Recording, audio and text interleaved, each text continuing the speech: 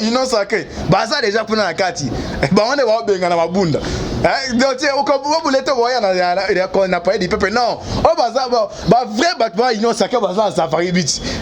On tu n'en tiba ngalo banini. Dans le bateau le water, tout ça décryptage awa, il y a bi fati écrase, monstre défiance contre mabunda et en agitation.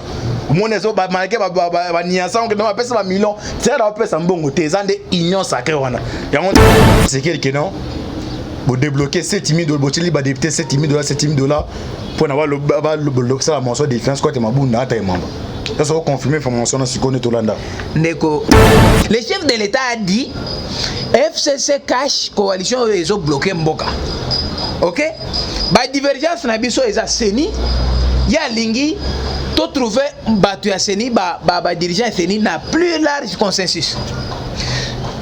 Divergence a mis balé justice indépendante. Il y a mis ça tout sur le plan diplomatique. Il y a mis nani territorial.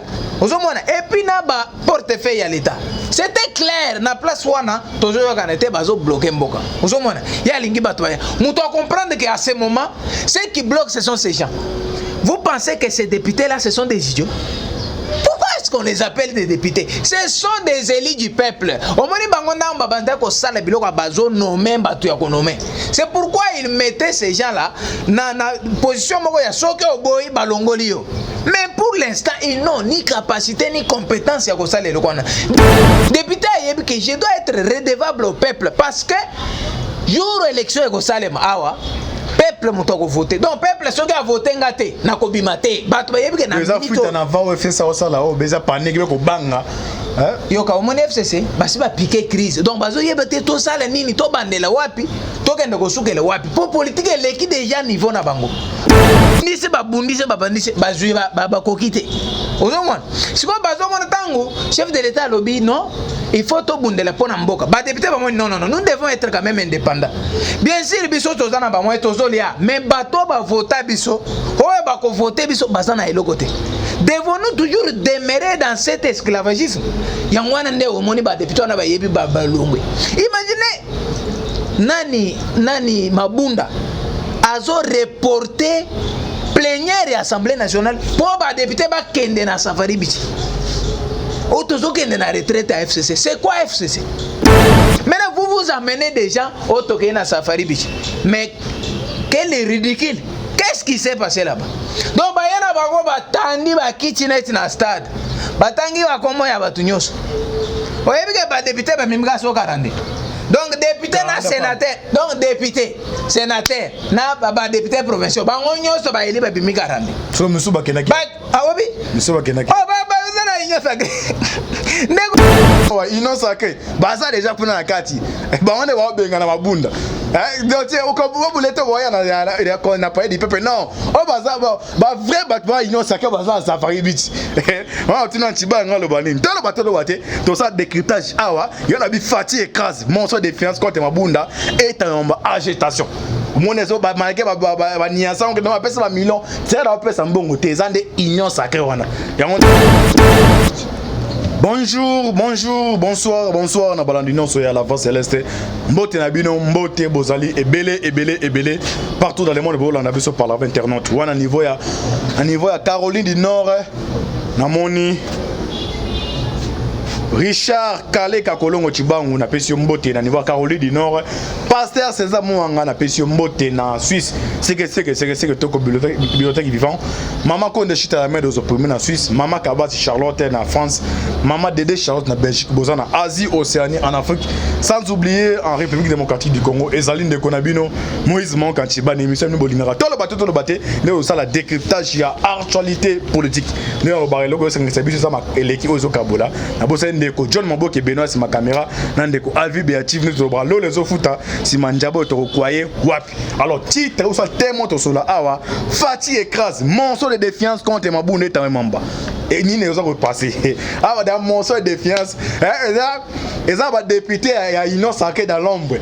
Moi en foutima dans le bateau là baso lenga bi otokufi mino boko nyoko mo bo yoko na beza ba de moni yo kasi muno so okene consultation misu ba okene consultation mais da azar ka Union sacrée union sacrée eza état d'esprit eza na kati na bango ata nde baza na safari bitu wana baza na crétette eza bato mosusu da wabre FCC viva ya kuna na motema ba union sacrée baza déjà kuna na kati bango nde baobenga na mabunda donc okabulete boya na pays du peuple non o baza ba vrai bato ba union sacrée baza na safari bitu wana tina ntiba nga loba nini tolo bato loba te to ça décryptage awa yo na bi fati écrase monso de finances contre mabunda et en agitation monezo ba marqué ba niasa on que dans pesa ba million c'est là pesa mbongo te zande union sacrée wana yango nazali ngai mote nazali la ndeko Jeff o déjà to mesa bo mesa na ene to ça décryptage ya actualité ndeko Jeff mbote ndeko Moïse ouais bonne santé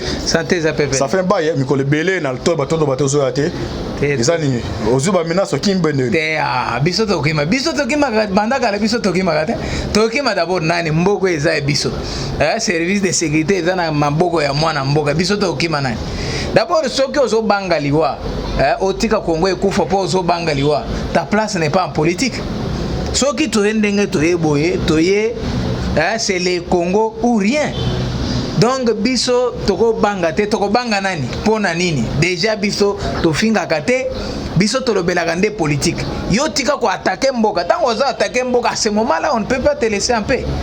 OK, merci. Directement tu aborder première question. Boni masolo ya consultation.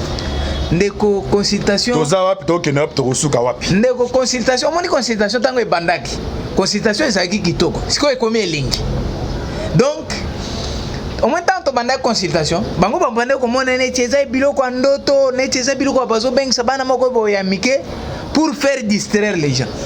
Maintenant ba comprendre sikoyo ke ba congolais nyoso ba komi koya bango moko ba moni na ba député o bango banda ko kanisa ke baza batu na bango amoni député asali na ye mukanda le bino nazomona ke chef de l'état zo kende na nzela moko ya malamu ngana ko soutenir ye.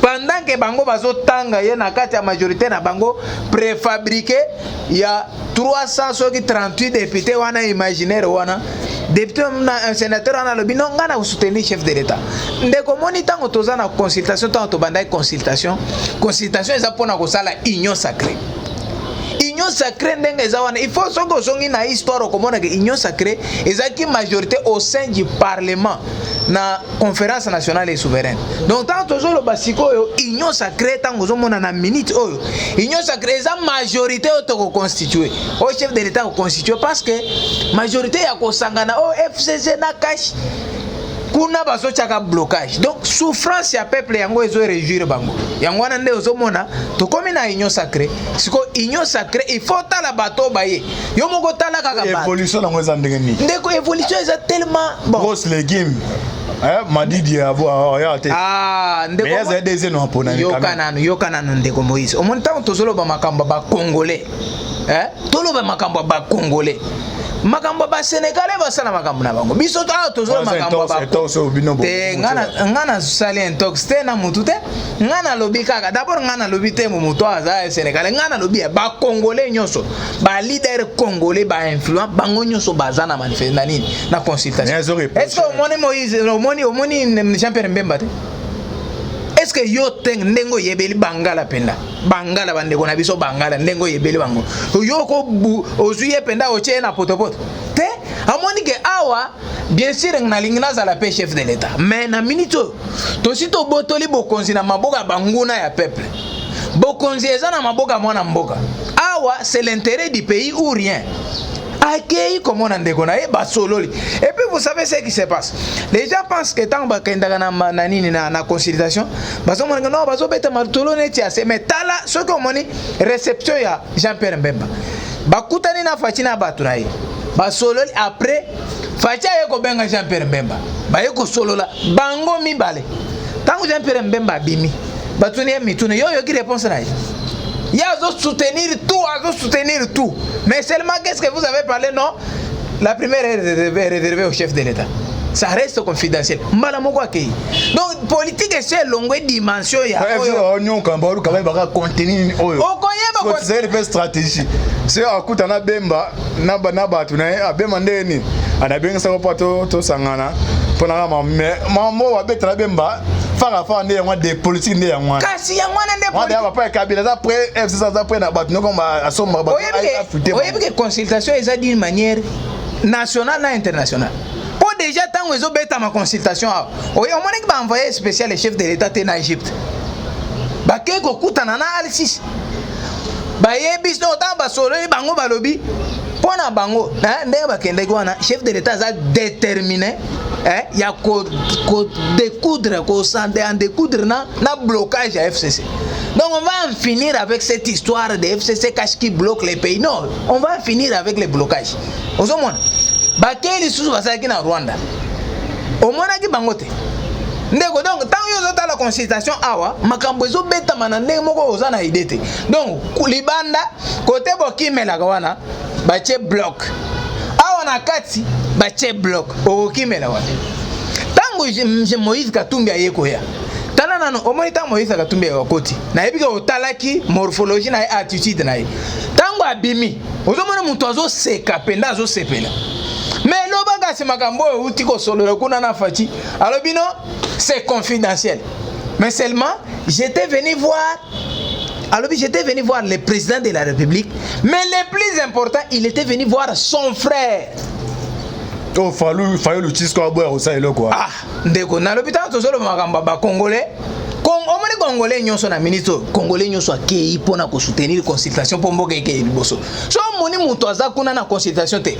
ezaka na biloko mibale soit yende blocage soit aza congolais te c'est simple mutu oyo komona na consultation wana te yeba ke mutu wana nde blocage mutu wana nde aza étranger asa congolais te tozo ngoto kone mombi ya consultation est-ce que c'est Tshisekedi que non pour débloquer 7000 $, botili ba député 7000 $, pour avoir le bloc ça la mention de défense quoi te mabunda ata emamba ça ça confirmer information na sikone tolanda ndeko c'est un peu ridicule ya FCC baya na multiplier de 5 millions na trésor public yo kana baya na accusation gratuite ya kolobake babimisi 5 millions mais mutalebo aza n'importe qui te nemi aza coordinateur FCC oh papa wana asali droit public asali droit pénal te omoni batouane essayer asali économie bazana nani gouverneur ya banga za FCC asa muta FCC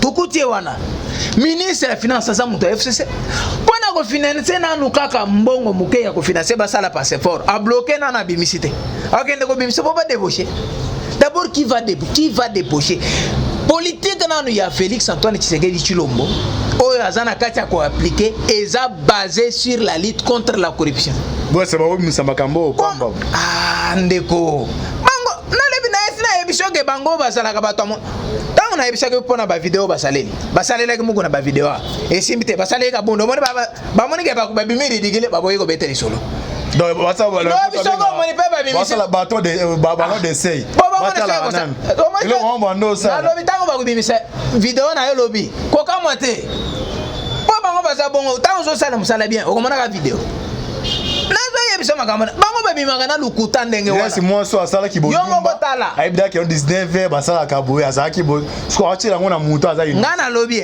FCC bango nde baza ba mesana ko débaucher d'abord je vous dis bato bazolo bake ndenge ba débaucher yangwana nde bato débaucher be il se trompe largement le chef de l'état a dit FCC cache coalition ezo bloquer mboka OK ba divergence na biso eza seni ya lingi to trouver bato ya seni ba dirigeant seni na plus large consensus divergence ya mibale justice est indépendante ya misa tout sur le plan diplomatique ya mine nani territorial ozomona et puis na ba portefeuille ya l'état c'était clair na place wana toujours kanete bazo bloquer mboka ozomona ya lingi bato ya muto a comprendre que à ce moment ceux qui bloquent ce sont ces gens.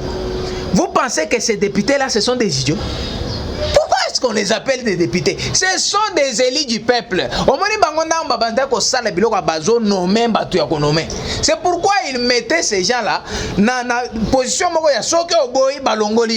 mais pour l'instant, ils n'ont ni capacité ni compétence. Député, je dois être redevable au peuple parce que jour élection peuple peuple moto ko voter donc peuple soki a voter ngate na ko bimate bato ba yebi ke na minito fuita na va au FCC osala o beza panique ko banga yo ka omoni FCC basi ba piquer crise donc bazo yebete to sala nini to bandela wapi to kende ko sukela wapi po politique eleki déjà niveau na bango ozo comprendre yo moto azoloba o ba chembongo pona kopesa ba député ko corrompre bango ndeko Kabila sali donc AFDEL devenu aujourd'hui FCC et ça combien des années au pouvoir c'est plus de 23 ans donc de plus de 21 ans plutôt que je voulais dire oh bah sali na pouvoir bana est-ce que na mboko corruption ya modèle nini oso mona bakanga mutu moyibi na période na bangona mais na période auto zali bazokanga batu moyibi qu'est-ce qui ont volé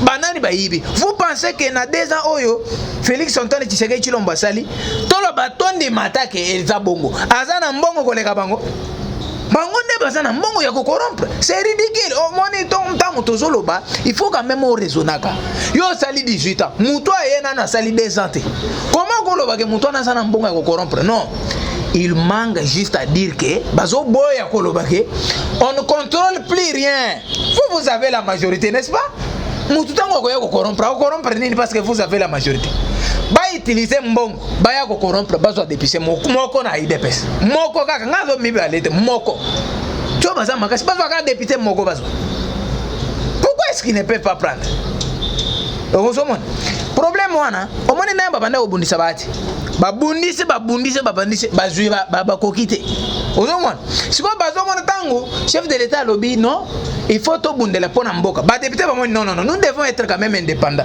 bien sûr biso tozana ba moi tozolia mais bato ba voter biso oyo ba ko voter biso bazana elokote devons-nous toujours demeurer dans cet esclavagisme yangwana nde omoni ba député na ba yebi ba balongwe imaginez nani Mabunda azo reporter plénière et assemblée nationale pour ba député ba kende na safari bichi otozo kende na retraite à FCC c'est quoi FCC mais mon frère omoni makambo FCC kachila muka ce n'est pas dans le bac biloko na éviter ba tona so ba comprendre gâté ce sont des faits privés ce ne sont pas des histoires publiques donc il faut ba que député aza représentant ya peuple tandis que KFCC na la muka et da biloko batu il y a des gens qui baoyo baza ni na la muka ni na FCC ni na cash mais ils attendent que nos institutions travaillent dans les bons trains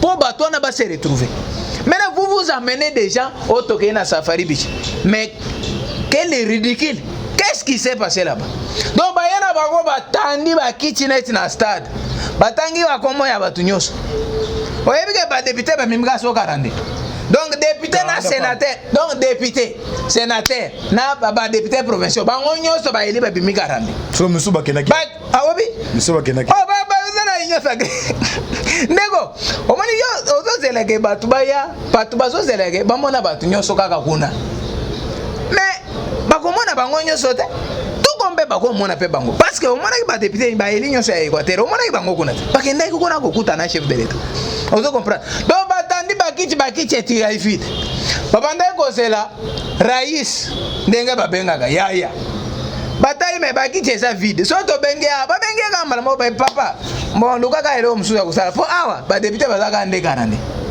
ba eli nyoso nde bazawana nde balobi qu'est-ce qu'on peut faire d'abord tant batuni bawangana kiti balobi te batuana ezali pona bongo te babanda ko bela bato bako bela ndeko na ngai plus de 250 personnes babeli mbala moko ah eza corona to eza nini do ekangi ka bango mais batuana bela oh balebi oh yo landi ente nene bota batuni bango balebi bazo bela 200 plus de 250 députés na plus de 250 de 80 sénateurs bango nyoso na bazo bela non il ne contrôle plus rien alors botika kokosela mutu oyo aza na makambo wana te ba député baza ba responsable ba sénateur baza ba responsable ils savent que c'est et puis oyebi ke na FCC wana eza FCC nyoso wana te bato bazo bloquer c'est un parti politique oyo oh mais pepe denga linga zo batu nyoso wana lokola bangamba na ba bon baza ba nkete baza wa mikolo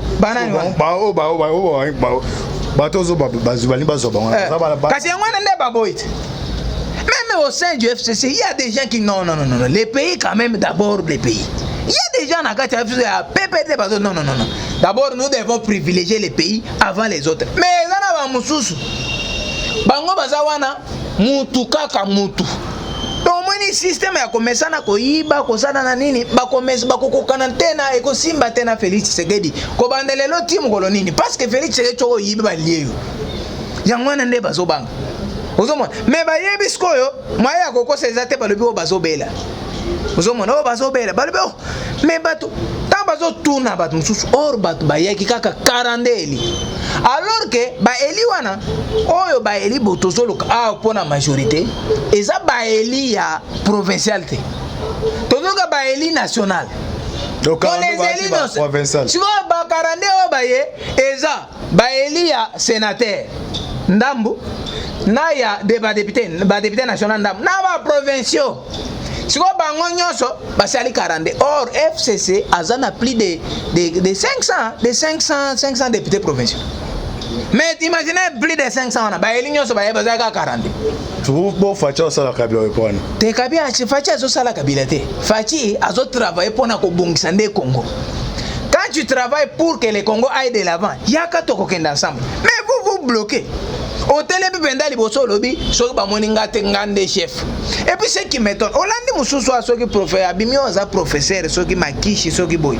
Alobio Félix Tshisekedi a délibérément Willy Makashi voilà. Alobi aza professeur. Alobi Félix Tshisekedi a délibérément rendu la Cour constitutionnelle illégitime. Et puis il est poursuivable. On peut l'attaquer en justice. Le seul endroit oyo kokende kofunda Félix Tshisekedi pona makambo ya violation ya constitution na mboka oyo eza Cour constitutionnelle. Ozana bagaza à rendre cour illégitime. Yo moko lobi aza poursuivable. Moko poursuivre wapi? Na cour eza illégitime. Pourtant ko bim cette décision eza illégitime. C'est l'homme à dire naï. Monga na ebite bato bazo raisonner na ndenge ni. Ou bien peut-être bisonde tozo comprendre te. Ba expliquer biso. Nga meloko lobi que cour oyo ba rendre ngo illégitime. C'est-à-dire toutes les décisions qui sortiront de cette cour et qu'on allait illégitime. Mais ozaloba chef de l'État a poursuivable. On poursuivre ouais.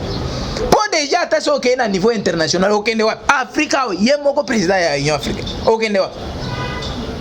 Ok, merci Ndeko Jeff. Tu comprends pas pays t'appeler que le chité. Non, c'est Ndeko John Mabo qui bena c'est 1 minute. Ah, est-ce que tu as kende ko le chité? Ah, c'est 1 minute Ndeko John, c'est 1 minute, c'est 1 minute. Que bah alors, donc John Ndeko Jeff.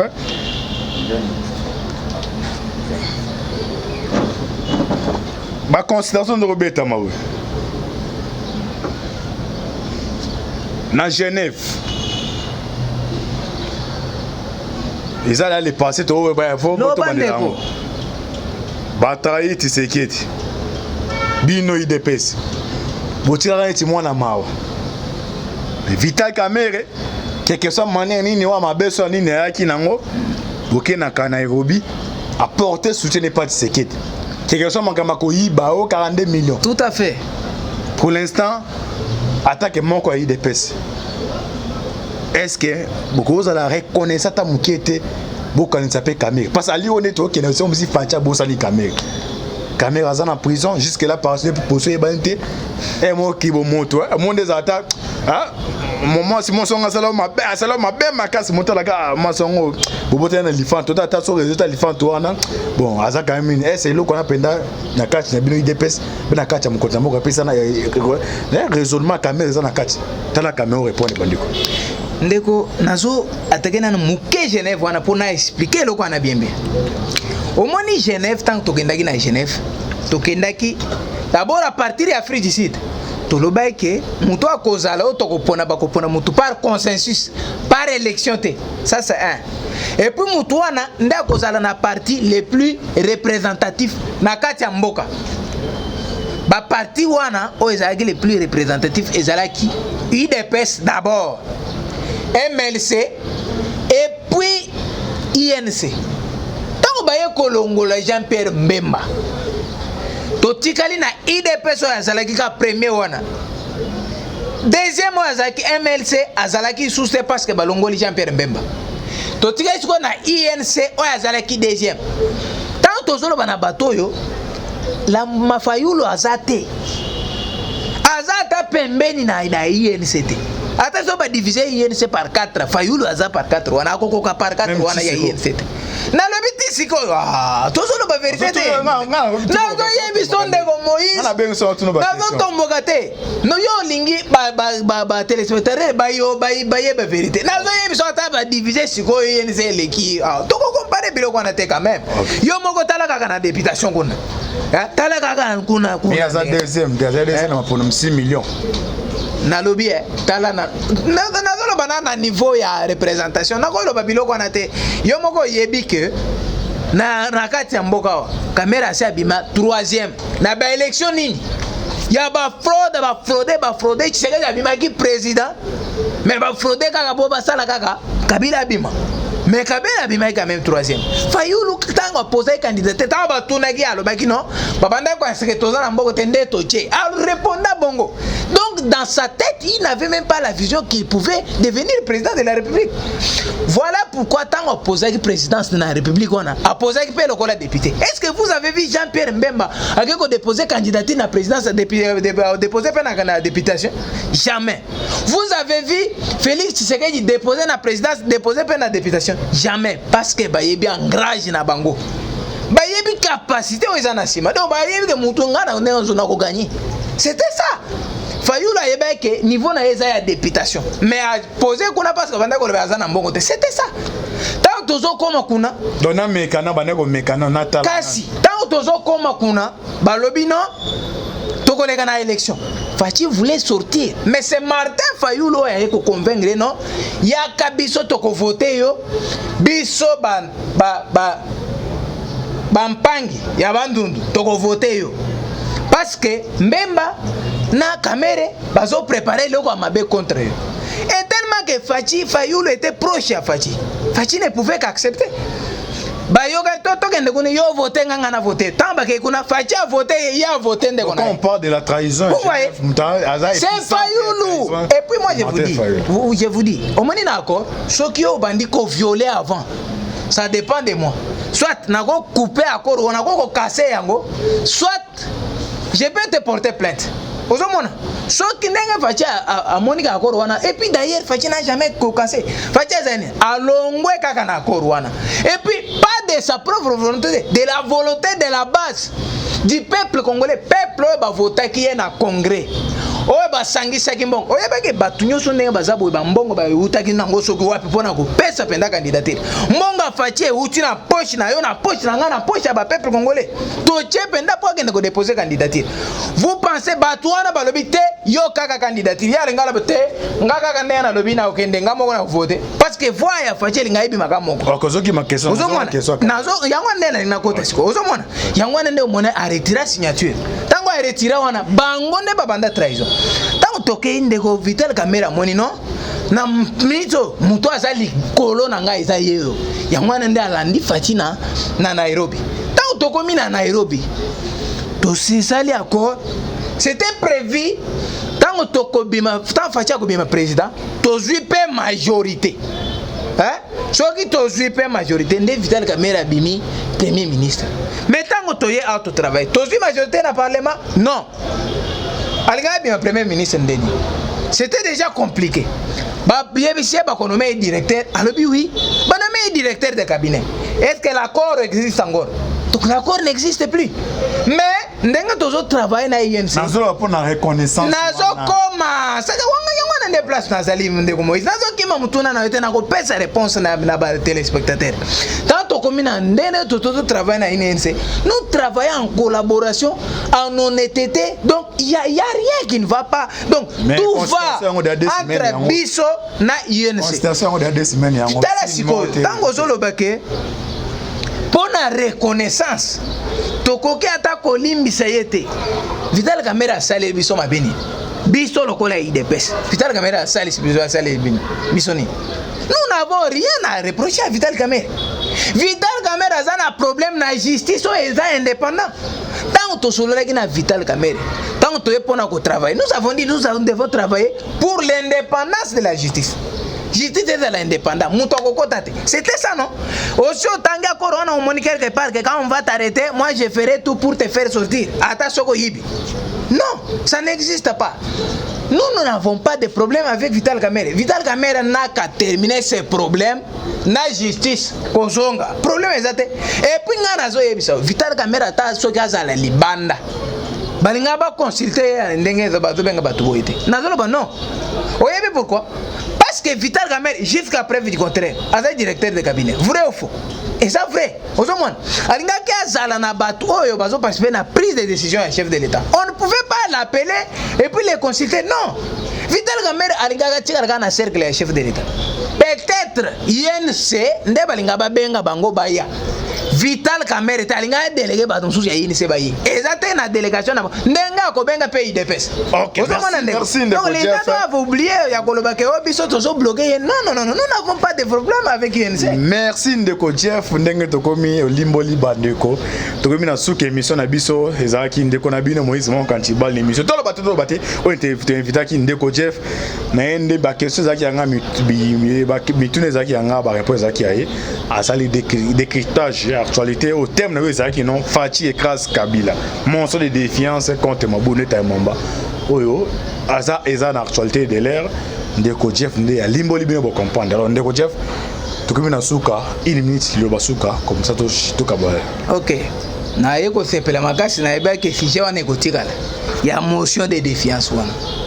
Ba député va comprendre que nous n'avons quelqu'un qui ne mérite pas d'être à la tête de l'Assemblée nationale parce qu'il mélange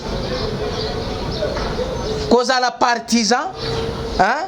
Partisan, il y a regroupement politique, regroupement non même politique mais électoral. Na cause à la présidente, il y a deuxième institution, il y a pays. Vous comprenez?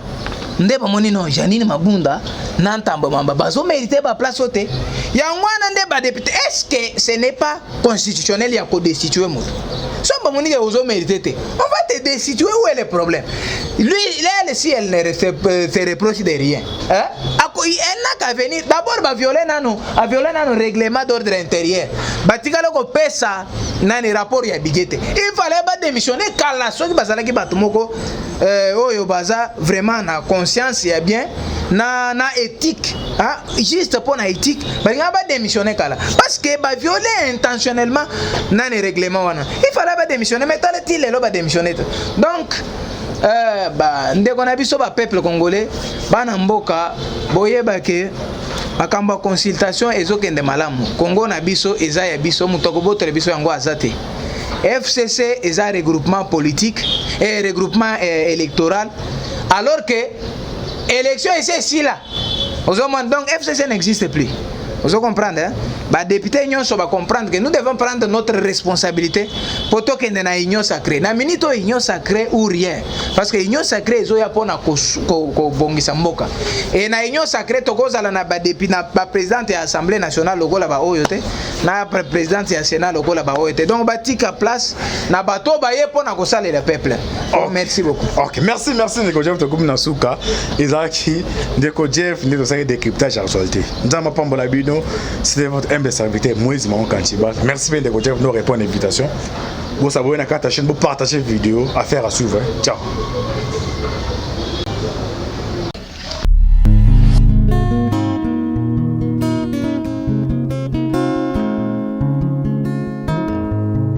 Le temps passe, et ne s'arrête jamais. Alors réveille-toi mon ami. Et tout ce qui nous quitte chaque jour, laisse que cela nous serve de leçon. Car à chacun son jour, à chacun son tour. Peut-être demain sera ton tour. Alors réveille-toi et prépare ton âme. Car un jour.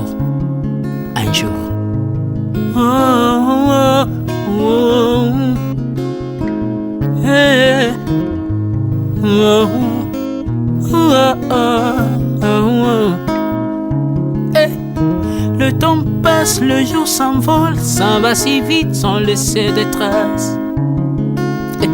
comment faire pour l'arrêter, car il nous amène vers le jour de départ. Yeah. Tous ces forts avant nous n'ont pu l'arrêter. Il s'en va sans arrêt, sans pitié, ni nous laisse le temps de faire nos bagages, et de tout mener. Le temps passe, le jour s'envole, s'en va si vite sans laisser de traces. Comment faire pour l'arrêter, car il nous amène vers le jour de départ. Tous ces forts avant nous n'ont pu l'arrêter. Il s'en va sans arrêt, sans pitié, ni nous laisse le temps de faire nos bagages et de tout amener. Il s'en va seul sans nous. Faut mieux perdre tout plutôt que de perdre son âme,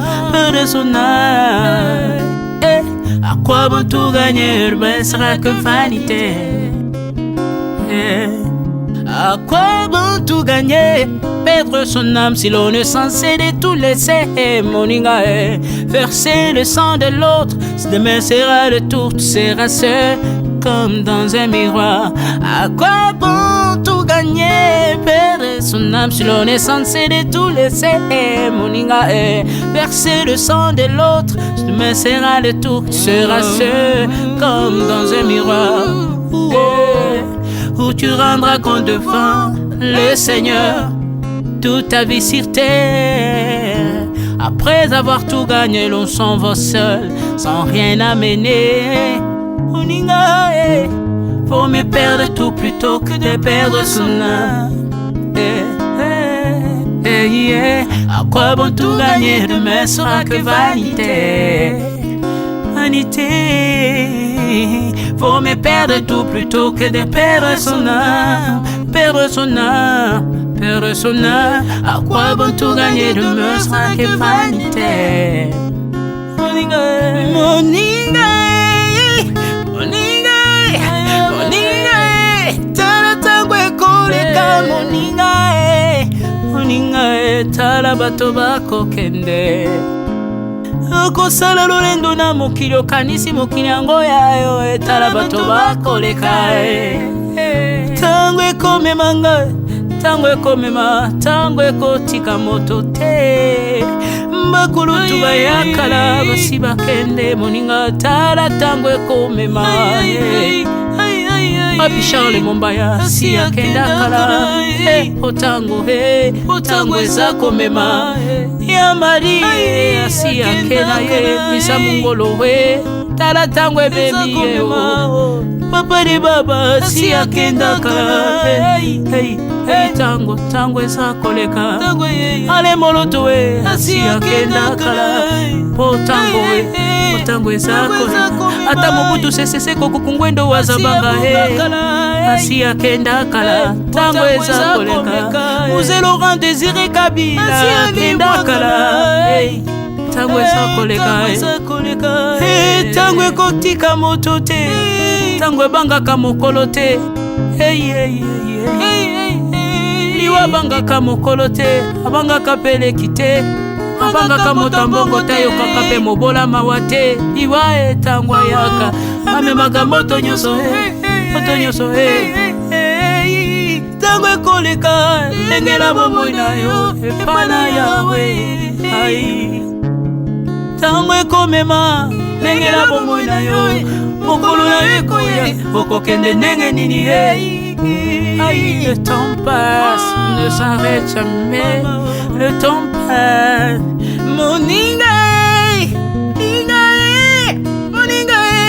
tala tango ekomema.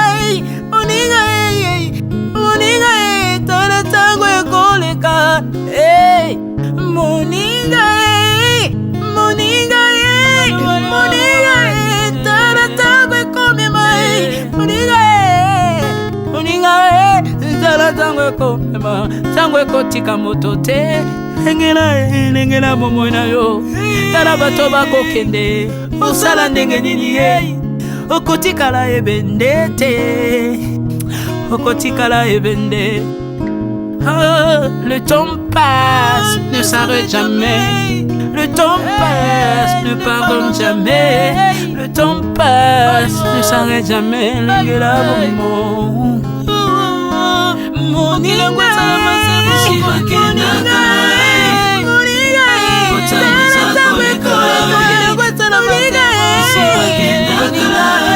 tala tangwe kolika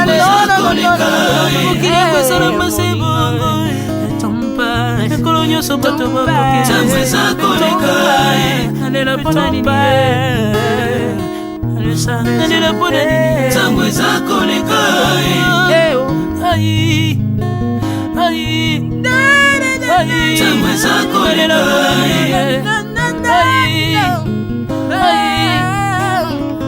ntango eza koleka le temps passe.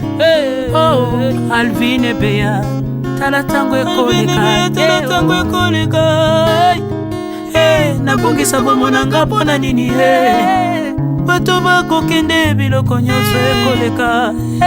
Nalela tina nini natangisa makila na boma bato mpona nini soki nyonso ekoleka un jour nabanga kufa mpona nini soki naza putulu ya pamba mokolo ezali na koleka le temps passe.